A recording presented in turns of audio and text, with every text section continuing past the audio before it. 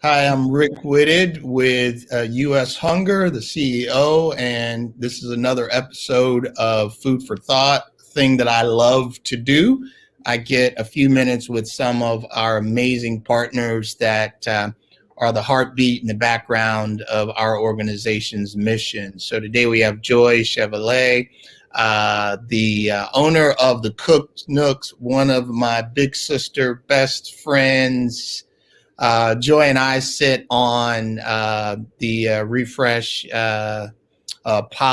food policy group. I met her. She just instantly became a mentor to me. Oh, okay. I think that's the other way around. No, it's good to have you here, Joi. How you doing? I am good, sir. We missed you already here. I know, my Austin buddy. So, Joi, I'm going to jump right in. I don't know why they do this to me. We got 15 minutes. Yeah.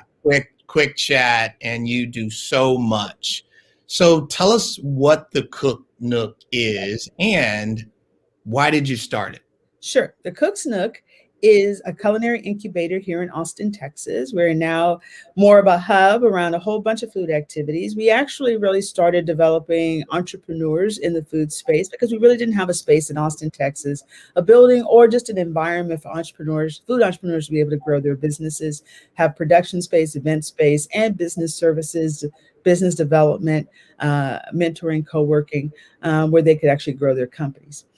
We also work with corporates on film styling, food innovation, food development, brand activation, a whole bunch of things for corporates to be able to use our space for. And then thirdly, we added on a food services group. And our food services group focuses on creating great, amazing prepared meals, packaged meals that can be used to fight food insecurity. We also have a version of that that's used in school districts and also on retail shelves now.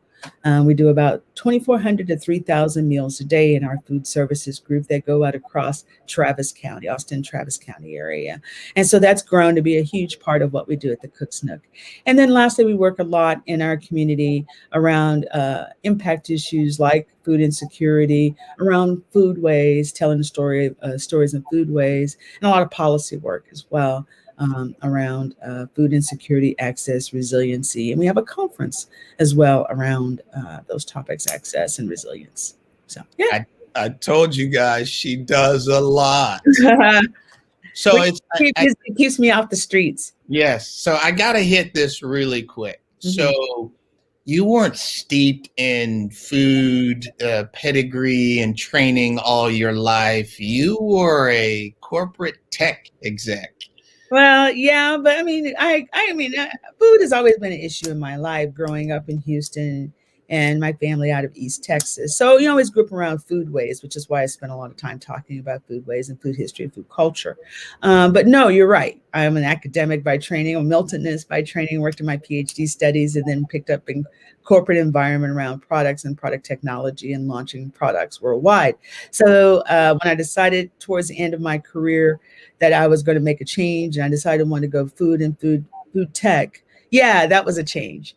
But, the idea was to go to culinary school, really learn about production and production operations and food development, and then create the space that is the Cook's Nook and bring the processes of food technology, the processes of tech and how we launch products and technology, how we do iterative development, how we go to market quickly and rapidly and bring those into the food space. Yeah, that's what I decided to do. And what you guys are hearing there is one of these spaces where Joi has just been such an incredible blessing to U.S. Hunger in this area of helping us as we are preparing to launch our SaaS platform. And so just incredible knowledge there.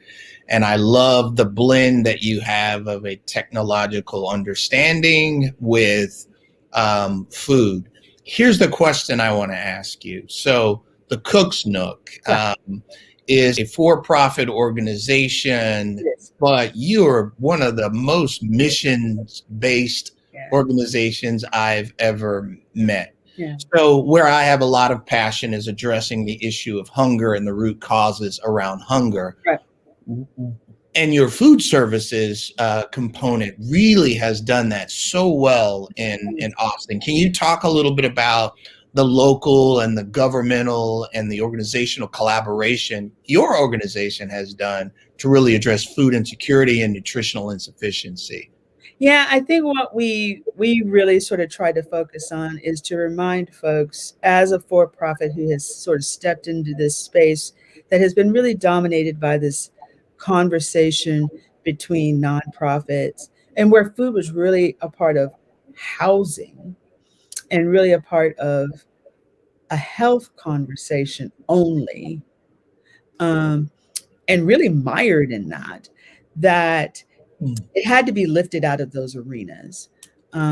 That this is an economic conversation, it's a transportation conversation, it is a bigger conversation than being mired in these areas. And as a result, that there's a conversation that needs to be had with business, that the conversation that has to be had with for profits, and that you won't find a solution around um, this equity problem or inequity problem. You won't find a solution without engaging nonprofits, government, and your for-profit entities. It's your for-profit entities that actually understand the economic problem and can help you find the root causes and and help be a core part of the solution in this, Yeah.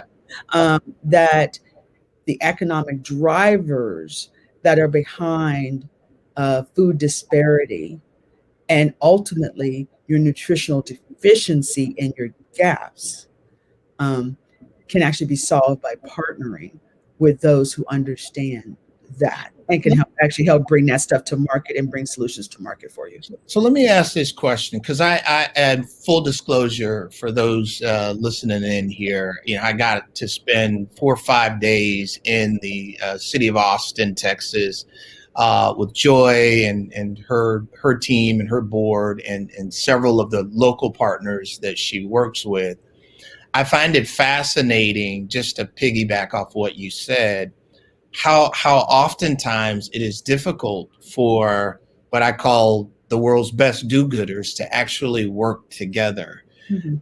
What's the barrier there? Why is it, why what you're doing in Austin by partnering with local nonprofits there and the city directly and other companies and organizations, you're doing it, and I know it's a hard fight for you, but why is that so difficult? Oh, well, I think it's easy. I think people haven't had reason not to trust business. I mean, there's real reason not to, or any of the estates for that matter, right? To not trust that. And nonprofits will want to stick with their own, right? There's a belief that business is in it for dollars and that you don't have folks who, that business can't be involved in finding solutions because they're there for the dollar, and that their first priority is to their shareholders or their stakeholders, and that people don't understand that there's a thing that's called impact work,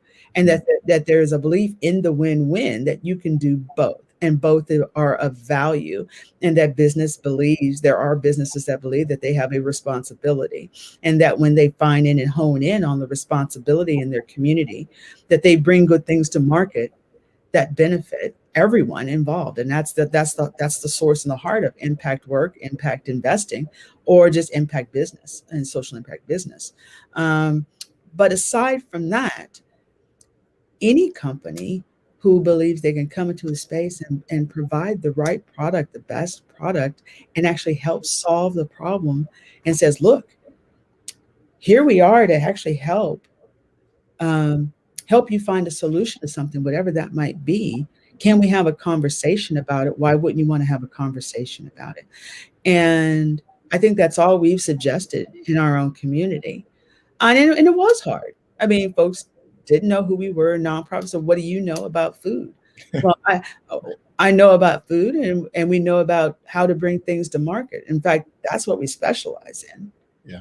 And done it in larger places, even than this, right? And so we're not trying to, we're not trying to move in on your clients or move into your nonprofit space or do your work That's what you know how to do best. Yeah. That's what you do. You serve people, and your agency serve people in fantastic ways. We're trying to partner with you to do the part that you need, which is to bring you the best food, you know, the healthful food that you've asked for to serve those that you work with.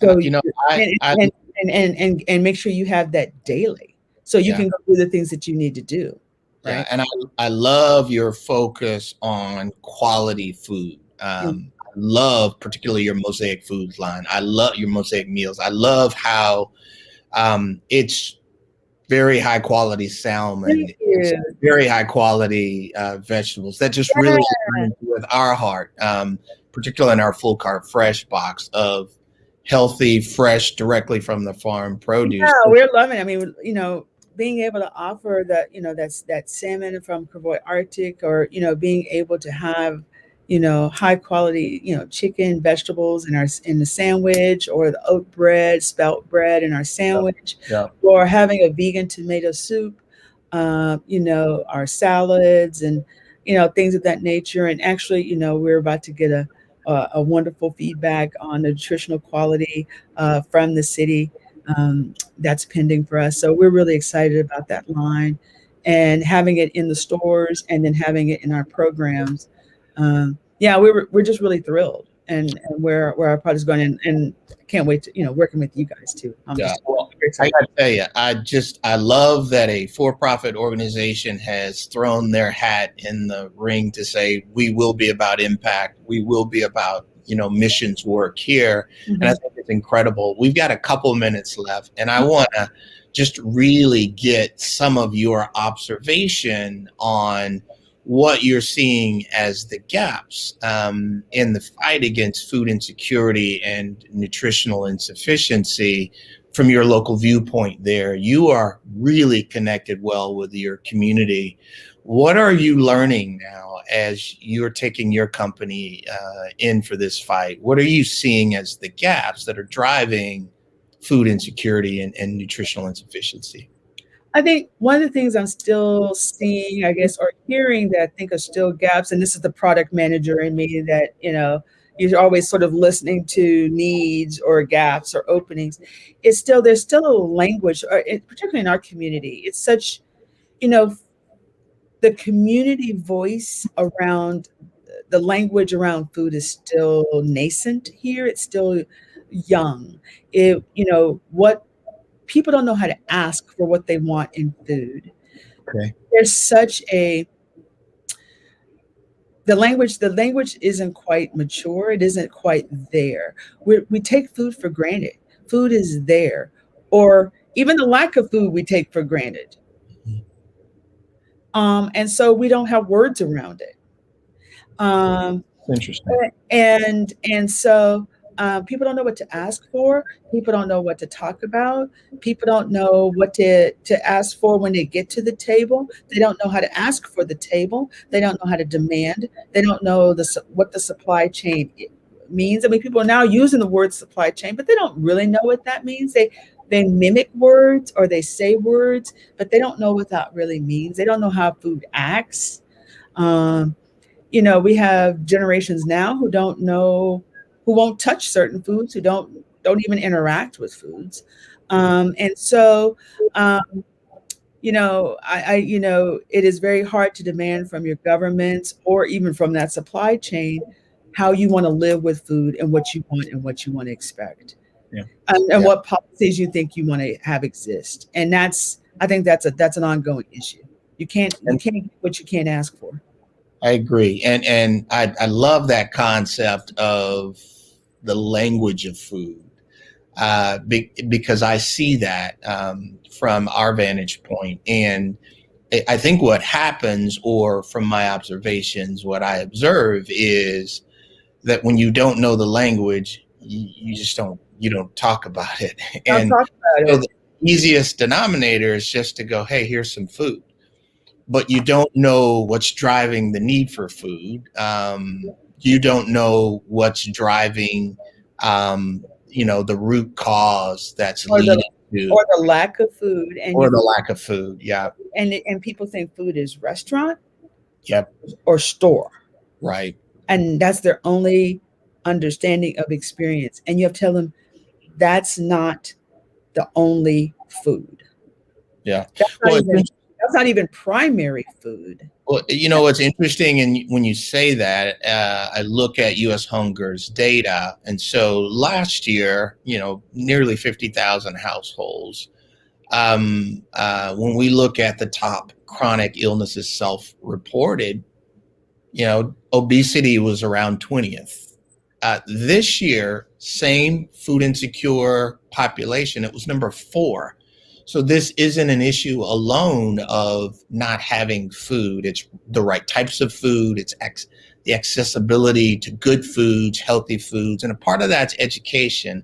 A lot of what you're doing at the Cook's Nook on both sides, on the purveyors themselves, the entrepreneurs in the food world themselves, and then on the community, how you are helping the communities with healthy food directly. Yeah. I knew we were going to run out of time. This is not enough. We're going to stop, but we are not done. We're going to come back, get you back on at some point, Joi. Thank you so much. I appreciate your time, your partnership, and just so encouraged as a for-profit that you're really out there making an impact in the community. I thank you guys for all you're doing too. It is always a pleasure to see and talk with you. Always, always, always, Rick. Talk soon. All right. See you later. Bye-bye. Bye.